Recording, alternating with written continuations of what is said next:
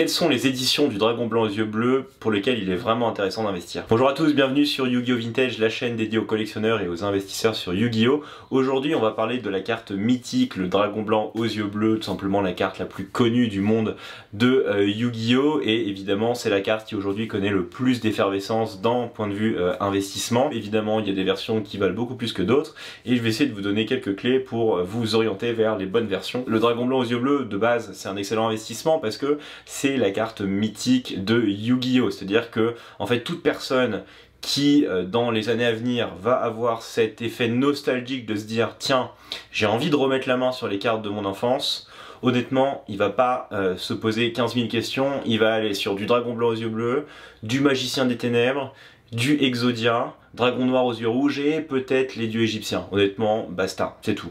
C'est vraiment ce qu'il va avoir en tête. Et évidemment, en number one, mais de loin, ça reste quand même le Dragon Blanc aux yeux bleus. Donc de base, ça reste quand même un super investissement. Alors évidemment, comme toujours, toutes les versions ne se valent pas. C'est pareil pour les premières éditions versus les Unlimited. J'ai une vidéo à ce sujet d'ailleurs que je vous encourage à regarder. Et bah, vu la densité de population des Dragons Blancs aux yeux bleus, c'est évident que si vous y connaissez pas un minimum, vous allez vous planter. Alors déjà, on va commencer par toutes les cartes Dragon Blanc aux yeux bleus dans lesquelles il ne faut pas investir. C'est simple, c'est toutes les cartes qui ont été rééditées en masse depuis 2004. Allez, disons depuis 2004. Il y a eu beaucoup de Dragons Blancs aux yeux bleus qui ont été réédités, que ce soit dans les rétro packs, que ce soit dans d'autres decks de démarrage, que ce soit dans des extensions gold. Il y a eu beaucoup d'effervescence là sur le Dragon Blanc aux yeux bleus en gold maximum. Mais franchement ça, oubliez, c'est des cartes. Il y a des centaines, des milliers de personnes qui possèdent cette carte là en parfait état. Encore une fois, si vous suivez un minimum la chaîne, vous comprenez que la loi de l'offre et de la demande prévaut sur le marché des cartes Yu-Gi-Oh! Et que de toute façon, quand il y a trop de gens qui possèdent la carte en vue de la revendre plus tard, ça fera jamais décoller les prix. Donc en fait toutes ces cartes, la Dragon Blanc aux yeux bleus, vous les oubliez, vous les dégagez et déjà ça vous aidera à voir un peu ce qui reste et à y voir beaucoup plus clair. Donc une fois qu'on a fait un peu le tri de toutes ces cartes qui valent rien, il y en a quelques-unes aujourd'hui qui peuvent être intéressantes dans un horizon de placement à 5 à 10 ans. Ça encore une fois c'est un petit peu de la spéculation mais ça peut être un premier point d'entrée sur le Dragon Blanc aux yeux bleus. Pour moi j'en vois 3. Il y a évidemment le Dragon Blanc aux yeux bleus du Duelist Pack Kaiba qui est sorti il me semble en 2008-2009. 2009 je pense. C'est une carte qui reprend l'artwork original du Dragon Blanc aux yeux bleus de l'animé. Ça vient du Duelist Pack Kaiba, donc encore une fois c'est quand même au cœur de la nostalgie de Yu-Gi-Oh! C'est une super rare, donc finalement c'est une carte qui reste d'une rareté suffisamment intéressante pour qu'on ait envie de la collectionner. Elle a été sortie en première édition et en Unlimited, donc la première édition évidemment aura plus de valeur, ce qui en fait aussi un point d'entrée intéressant. Et également c'est une carte donc, qui est sortie en 2008-2009. Ça faisait à cette époque-là assez longtemps que le Dragon Blanc aux yeux bleus n'avait pas été réédité, il n'y avait pas encore l'engouement sur les cartes Yu-Gi-Oh! À l'époque, donc finalement la population de ces mecs-là, en première édition évidemment, parce que le Duelist Pack Kaiba a été réédité il n'y a pas longtemps, va être intéressant d'un point de vue investissement. Aujourd'hui c'est une carte qui va se négocier un petit peu plus de 100 €, si elle est gradée encore plus, mais évidemment dans des... En fait, les gens Kevin qui vont souhaiter mettre leur 13e mois dans quelques années dans Yu-Gi-Oh!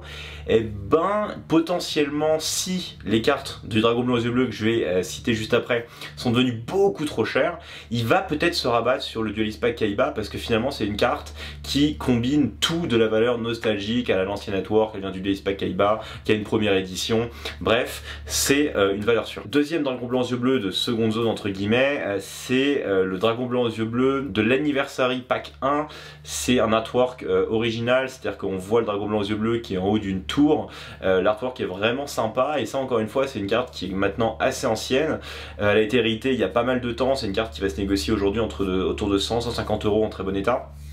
Donc il y a un point d'entrée, la seule chose c'est qu'évidemment elle a un artwork qui est différent, elle est peu connue du grand public donc vous aurez plutôt affaire en fait à des collectionneurs avérés qui voudront remettre la main sur cette carte là dans quelques années. C'est aussi son poids fort parce que comme c'est une carte qui a été un petit peu oubliée, c'est le type de carte que des collectionneurs qui veulent avoir l'ensemble des artworks du Dragon Blanc aux yeux bleus dans quelques années vont chercher à mettre la main dessus et sont prêts à payer un prix assez important. Ce qui est certain c'est que ce Dragon Blanc aux yeux bleus de l'Anniversary Pack 1 n'atteindra jamais des plafonds parce qu'encore une fois il n'y aura jamais suffisamment de demandes parce qu'elle n'aura pas un gros impact nostalgique, mais comme elle est assez vieille et qu'elle a un artwork assez différent et un peu oublié, et ben en fait les personnes qui sont vraiment à fond dans Yu-Gi-Oh! Et qui vont souhaiter la collectionner pour avoir l'ensemble des artworks du dragon blanc aux yeux bleus, et ben ils seront prêts peut-être à payer beaucoup plus cher que son prix actuel. Surtout qu'il y a de fortes chances que la population de cette carte là soit déjà assez faible, parce qu'encore une fois elle a édité il y a très longtemps et donc il en reste très peu en bon état. Donc si aujourd'hui vous investissez dans un PSA 10 de l'Anniversary Pack version dragon blanc aux yeux bleus, ça peut être intéressant. En tout cas, il y a quand même peu de chances que sa valeur s'effondre avec le temps.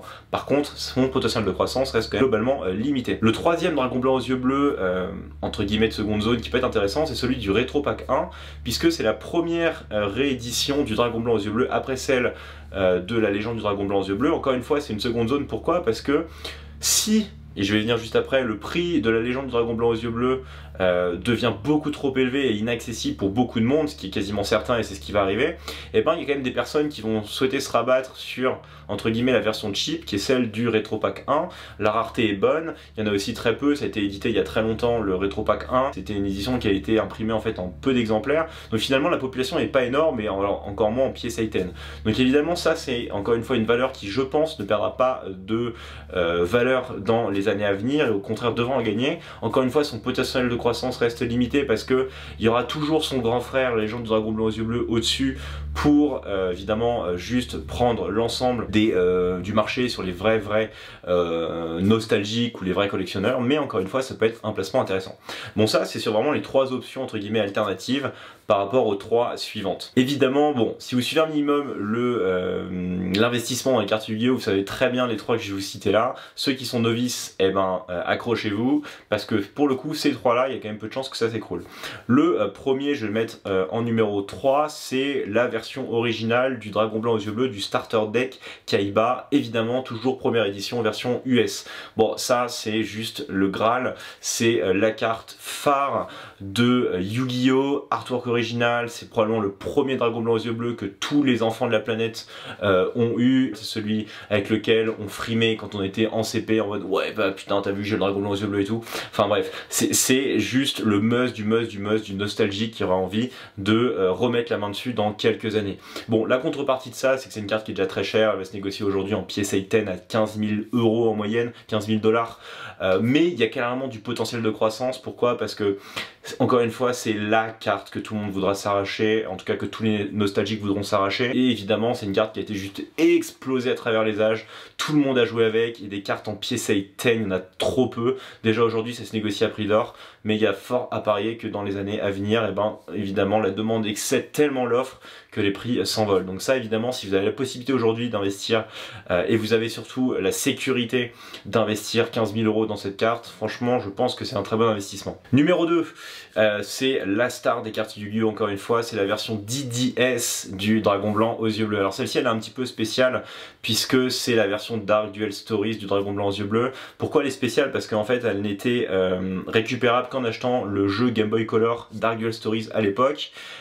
Encore une fois, c'est une carte qui a été juste explosée à travers le temps, surtout qu'en fait, comme c'était une carte promotionnelle, juste personne n'y a fait attention. Pourquoi aujourd'hui c'est également une carte qui vaut très cher, elle va se négocier aujourd'hui entre 15 à 20 000 €, parce que elle est considérée comme la carte la plus belle du jeu.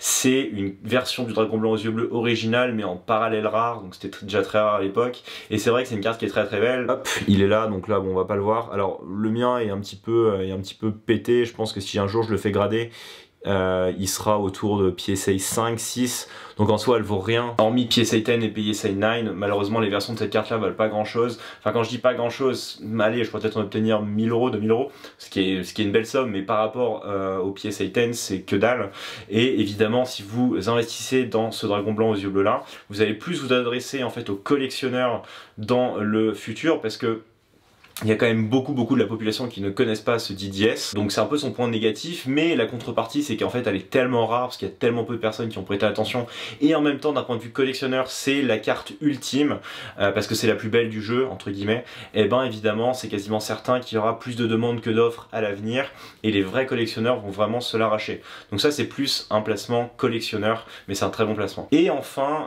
le number one évidemment, c'est le dragon blanc aux yeux bleus version la légende du dragon blanc aux yeux bleus en première édition, version américaine. C'est aujourd'hui la carte la plus chère du jeu de Yu-Gi-Oh! C'est la carte que tout le monde s'arrache. Donc évidemment celle-ci est extrêmement rare puisqu'encore une fois elle vient du premier set, elle a été juste détruite depuis maintenant 20 ans d'existence, il y en a encore très peu en vente et les rares PSA 10 qui sont en vente aujourd'hui se négocient à des prix autour de 25 à 30 000 euros.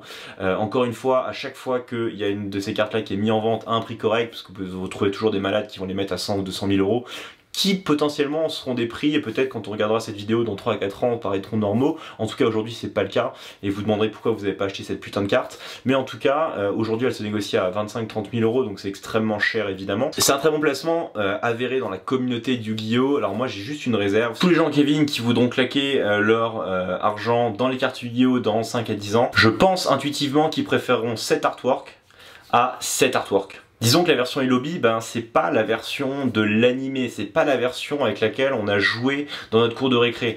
Faut pas oublier que Jack à l'époque, en fait la version Elobi Dragon Blanc aux yeux bleus, c'était une carte qui était ultra rare dans la légende de Dragon Blanc aux yeux bleus. Quand on était petit, on gueulait déjà auprès de nos mamans pour obtenir un pack, il y avait très peu d'entre nous qui avaient la chance d'acheter plusieurs packs. Donc finalement dans la cour de récré, il n'y avait pas tant de Dragon Blanc aux yeux bleus version la légende de Dragon Blanc aux yeux bleus, et en fait on a tous joué avec l'artwork original. Et donc d'un point de vue nostalgique, pour moi, l'empreinte maximale que le dragon blanc aux yeux bleus a eu, c'est sur l'artwork original du deck de structure Kaiba.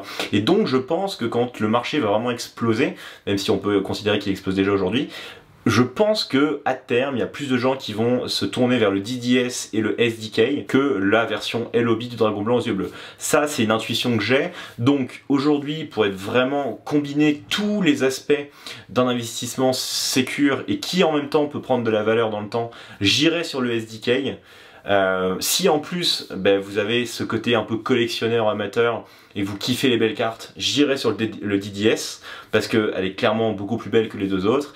Et si vous avez les moyens, vous pouvez aller sur le Dragon Blanc aux yeux bleus LOB. Mais je pense qu'à terme, il se fera rattraper par ces deux confrères, DDS et SDK. Voilà pour cette vidéo sur le Dragon Blanc aux yeux bleus. N'hésitez pas à partager en commentaire ce que vous pensez. Peut-être qu'il y a des éditions auxquelles j'ai pas pensé et sur lesquelles vous voyez un bon potentiel d'investissement sur une échelle de placement de 5 à 10 ans. Je suis curieux d'avoir votre avis en commentaire.